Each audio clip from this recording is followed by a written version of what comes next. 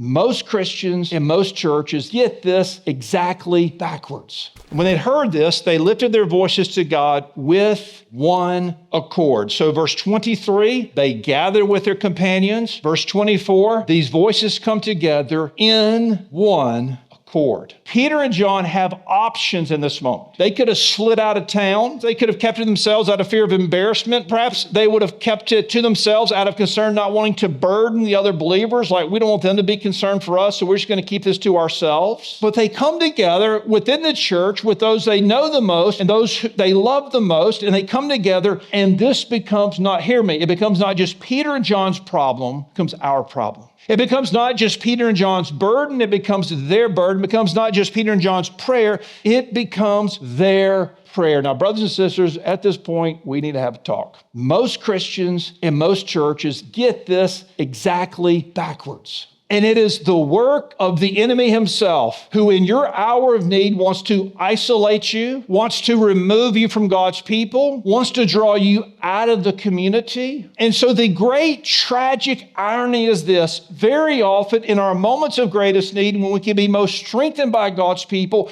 most served by God's people, and most benefit from the prayer of God's people, we withdraw. And we subtly begin to think the last people on the planet I want to know about my personal problem is God's people. Perhaps fear of embarrassment. What will they think about me if they know I'm struggling with this, or if I made this stupid decision? Perhaps fear of judgment, that they may think harshly of me. Perhaps fear of gossip. They may talk about me. Brothers and sisters, see the example in this text that when you are in an hour of crisis, you need to run to God's people. You need to run to your ministry team. And if the church you're a part of in that season is so immature and so superficial and so shallow to judge you and gossip about you, then you need to find a new church.